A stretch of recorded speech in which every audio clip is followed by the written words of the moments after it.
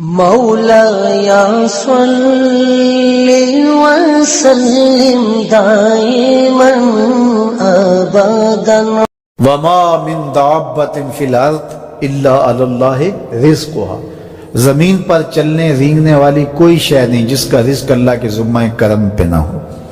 اس نے اپنے ذمہ کرم پہ سب کچھ لیا ہوا ہے۔ تو اللہ پر بھروسہ، اللہ پر توکل، یہ بندہ مومن کی زندگی کا جمال ہے، خوبصورتی ہے، اور مصیبتوں سے جان چھوٹ جاتی ہے، سارے معاملے اس کے سپرد۔ جب ساری چیزیں بندہ اپنے ذمہ رکھے کہ یہ بھی میں کرنی ہے، یہ بھی میں کرنی ہے، تو الجھا رہے گا۔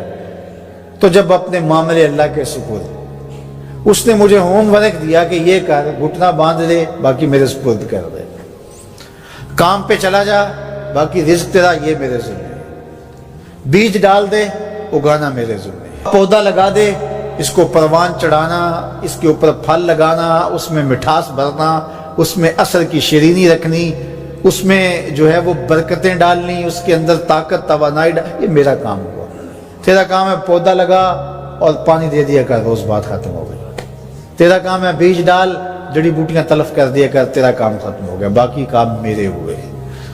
تو جب بندہ اس پہ ڈال دے، اللہ اکبر، تو پھر زندگی سوکھی ہو جاتی ہے، مصیبتوں سے بندہ چھوٹ جاتا ہے۔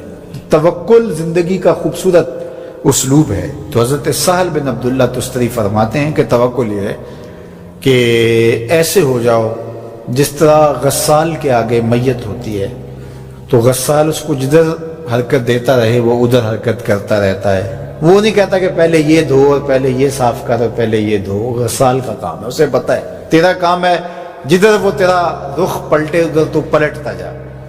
تو کہا تو اس کا بندہ ہے اور وہ تیرا رب ہے، تیری ضروریات کو کیسے پورا کرنا ہے، کون سی چیزیں تجھے دینی ہے، کون سی نہیں دینی، کون سی چیز کب دینی ہے، یہ اس کا کام ہے۔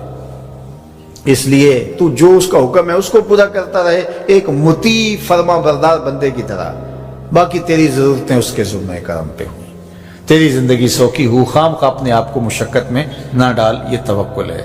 اور حضور نبی رحمت صلی اللہ علیہ وسلم کا ایک فرمان سنیے جو حضرت عبداللہ ابن عباس رضی اللہ تعالیٰ عنہ سے مروی ہے کہ آقا کریم نے ارشاد فرمایا، یدخل الجنہ من امتی 70,000 بغیر حساب، میری امت میں سے 70,000 لوگ ایسے ہیں جو بغیر حساب کے جنت میں جائیں گے۔ اب وہ لوگ کون ہیں؟ هم الذین لا یسترقون ولا یتطیرون، یہ وہ لوگ ہیں کہ جو پھونک جھاڑ نہیں کرتے، یہ ناجائز پھونک جھاڑ، یہ وہ ہوتا ہے وہ بابوں کے پاس رش لگا ہوا ہوتا ہے، وہ پتہ نہیں کیا کیا پڑھ کے پھونکے لگا رہے ہوتے ہیں، اور کچھ لوگوں کا تو کام ہی انہیں ہر اتوار کو جانا ہی ہوتا ہے، اتنے مسائل ان کے ہوتے ہیں کہ بس جان ہی نہیں چھوٹتی ان کی۔ اور ایسے جاہلوں کے پاس، ایسے نکموں کے پاس کہ جو شرکیہ کلمات پڑھتے ہیں۔ تو فرمایا جو 70,000 لوگ بغیر حساب کے جنت میں جائیں گے، یہ کون لوگ ہیں؟ فرمایا کہ یہ وہ خوش نصیب لوگ ہیں کہ جو ناجائز رقیہ نہیں کرتے، جو شرکیہ جھاڑ پھونک میں مبتلا نہیں ہوتے، نہ کرتے ہیں نہ کرواتے ہیں، ولا یتطیرون، اور بدشگونی بھی نہیں لیتے۔